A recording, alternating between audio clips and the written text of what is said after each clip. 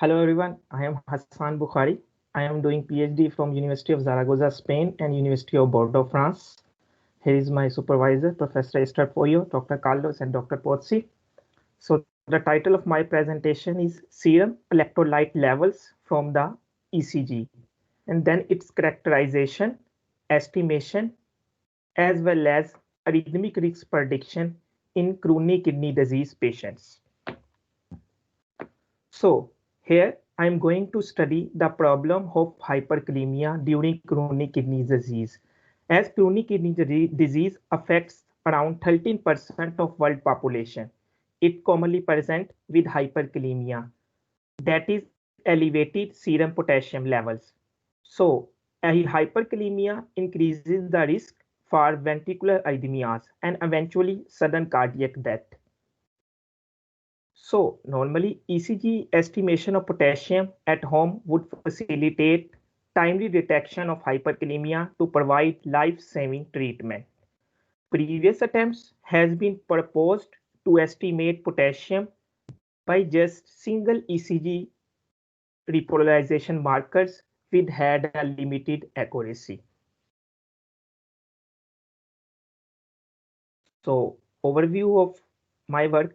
Here I simulated hypo and hyperkalemic as well as hypo or hypercalcemic effects on ventricular electrical activity. Hypercalcemic effects mean the variations in calcium above and below the normal level.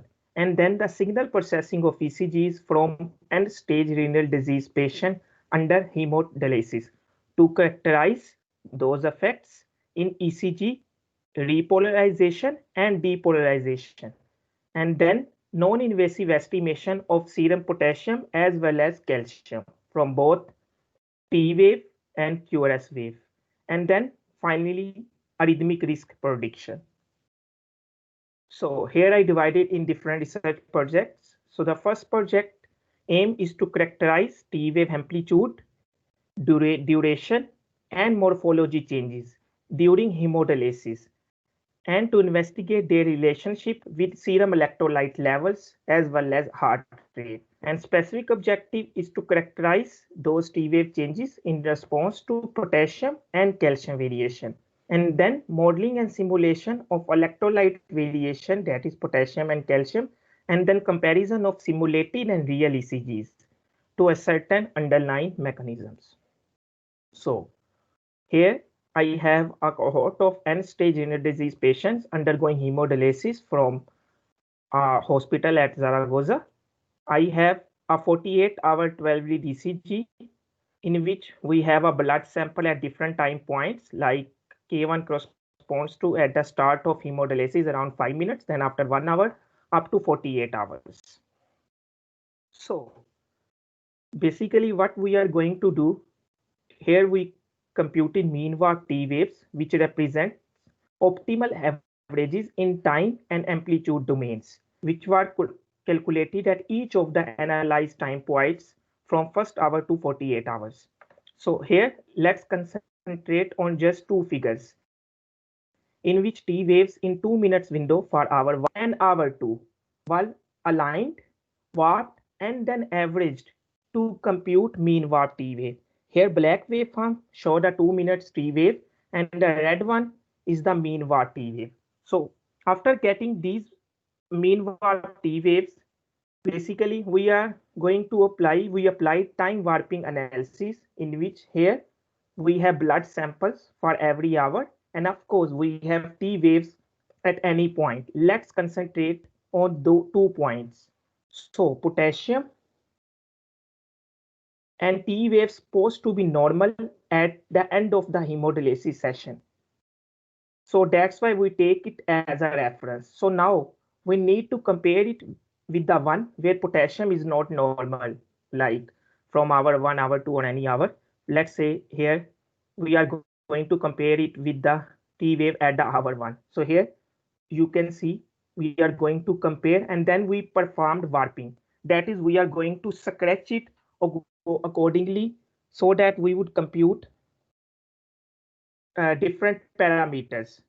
For example, here DW basically quantifies the amount of warping need to optimally align the two T waves, and then dA is computed after applying time warping to both mean warp T waves, and then their nonlinear contents are evaluated like in DW as well as in dA. So, okay. So then we performed in silico modeling and simulation in which we have a population of transmural ventricular fibers composed of different proportions of endo, mid, and epicardial cells. We use a modified version of 10-2006 model in which we vary potassium, calcium, and RR in different ranges. And finally, we perform sensitivity analysis to assess how endo, mid, and epi are going to vary with potassium and their effects on our T wave markers. So here I just show a few box plots for all those patients in which T wave markers variation are shown. For example, first focus on the bottom panel. Basically here, as I discussed before, I have a blue waveform which is computed at the reference, and then the red one. Then we are going to compare it using time warping analysis and computing different parameters. Like as you can see in panel B, DW variation during hemodialysis session. These are 5 hemodialysis points. So you can see for all those patients, they are going to be decreased by increasing during hemodialysis session, and similarly for DNL. But those variations are not too clear for the classical T wave marker like width of T wave, which is computed from T on to Tn, and slope to amplitude ratio, which is computed from downward slope. And bottom is the potassium, calcium, and heart rate variations. So here you can observe there is high patient inter-individual variability. Like here, each circle denotes the individual patients. So this high inter-individual variability is well produced using our simulation. Like for example, just focus on here. Here blue plots refers to potassium, red one calcium, and the green one for RR. For example, just focus on the blue one. So DW is going to also decreased by decreasing calcium, as can be seen here, because H0 at higher potassium goes, and then H4 at the end, which is at the lowest potassium. And similarly for DANL, they are going to reduce. So from this analysis, the conclusion of this study is that T-wave morphological markers present remarkable variations with varying potassium, calcium, and RR in end-stage renal disease patients, especially during hemodialysis. But a wide range of patterns is observed for such relationships, which is well produced using our simulated cases. And then among the proposed scripts, DANL, DW, and DA are the ones that best correlate with potassium, calcium, and RR respectively. So transmural heterogeneities have a relevant role in determining patient-dependent response of T wave to hypo or hyperkalemia as well as hypo and hypercalcemia. So in research project 2, basically the global aim is multivariable prediction of serum potassium in end-stage renal disease patients using nonlinear dynamics and T-wave morphology markers. Here, I use the same T-wave morphology marker which I discussed before, just two other modified version of it. Then here I also measured the nonlinear dynamic marker to assess the extent to which they provide complementary information to the already evaluated T-wave morphology marker. So specific objective is that those markers have a full characterization of repolarization changes, especially in relation to potassium. And then proposal of non-invasive estimation of potassium from ECG, repolarization markers of morphology and nonlinear dynamics.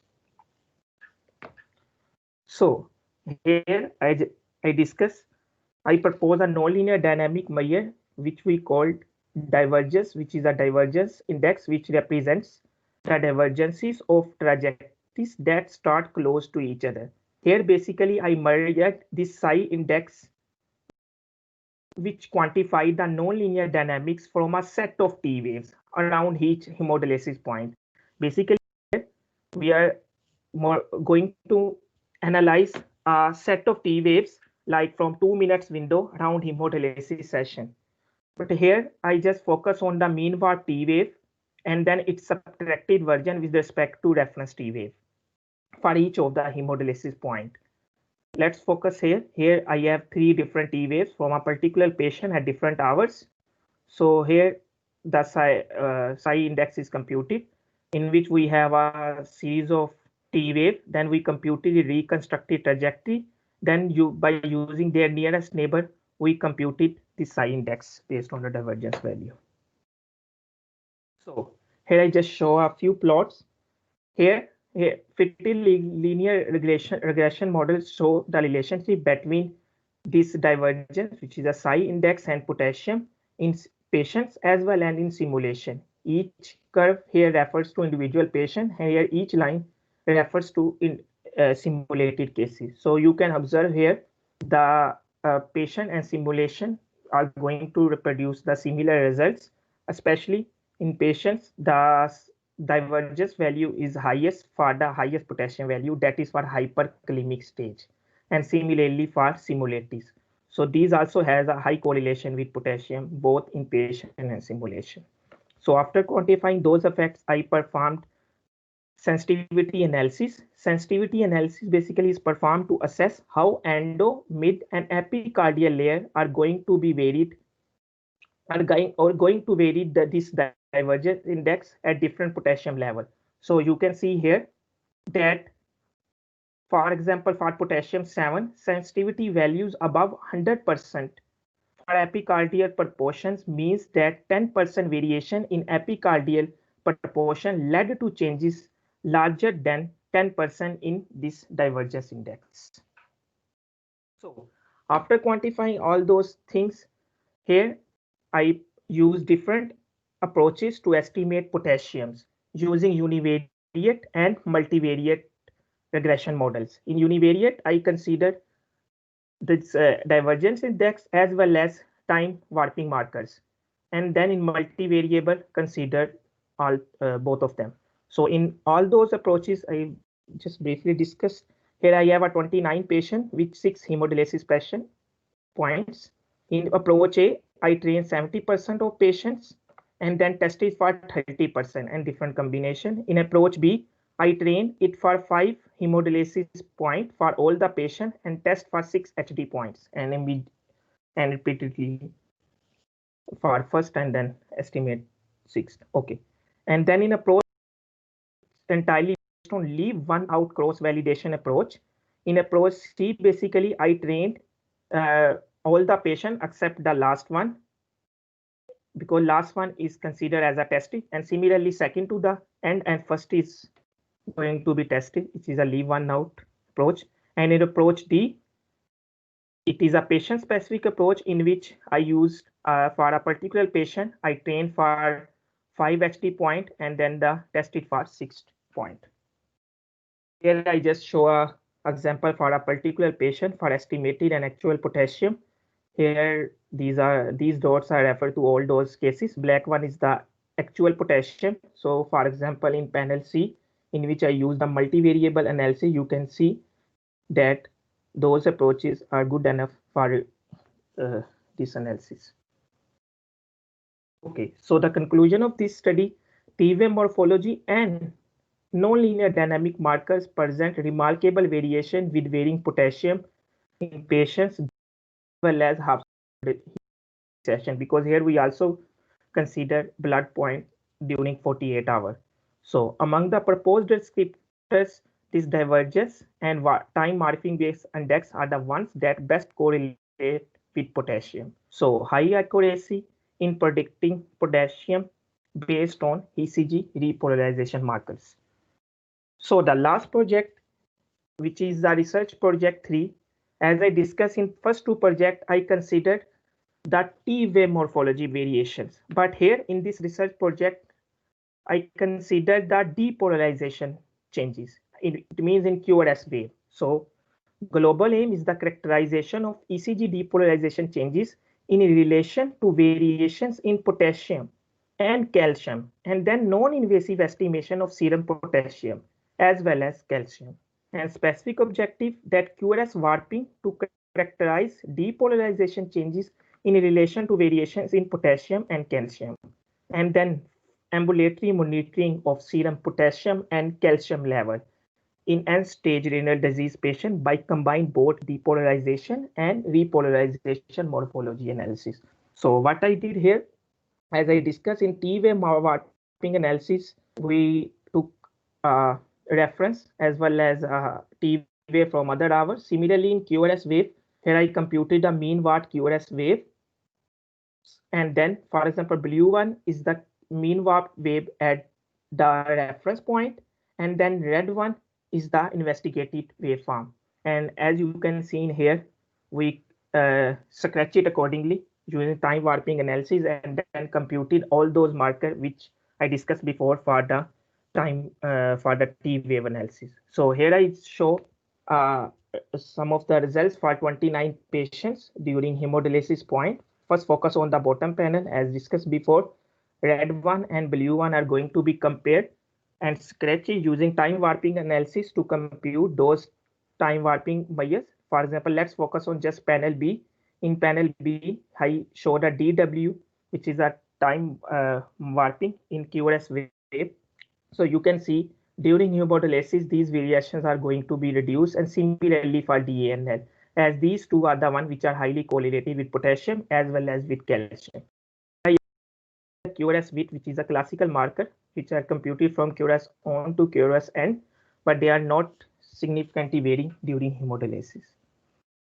So finally, here I perform univariate and multivariate analysis to estimate potassium as well as calcium using different regression analysis. And you can see here in multivariate, for both for potassium and calcium, they are going to correctly estimate potassium. Here I just use two approaches. In red, it's a leave one out cross validation hemodialysis specific approach, and blue one is patient specific. As I discussed in hemodialysis, I trained all the hemodialysis point except the last one. Okay, so the last slide is the future work in which ambulatory monitoring of serum potassium and calcium levels in end-stage renal disease patients by combined ECG depolarization and repolarization morphology analysis, which is ongoing study, and then arrhythmic risk prediction as well as investigation of rhythmogenic mechanism from 3D and torso model, which is a future study which I'm going to do with Mark Pozzi, and then application to patients other than those undergoing hemodialysis therapy such as heart failure or different. Thank you very much for your attention. Thank you very much, Hassan. The floor is now open for questions and comments. Okay, sorry. Audience, any questions, any comments?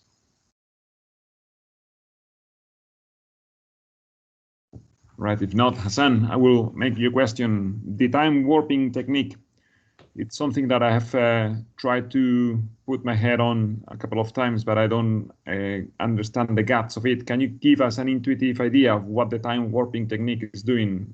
I think you presented in the slide 4 or 5 at the beginning. I understand it's a kind of a shape morphology of the T wave.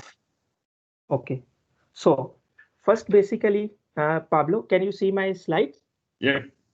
Okay, first basically in time warping technique, first we need to compute the mean warp T wave.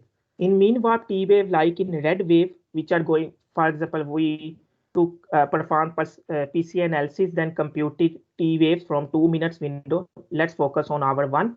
Then from those 2 minutes T waves, we computed the mean warp T wave, which is in red, which are computed by aligning warping and average. So after getting those mean warp T wave, as can be seen here, basically in time warping analysis, what we did, for example, Pablo, this is the red one and this is the blue one.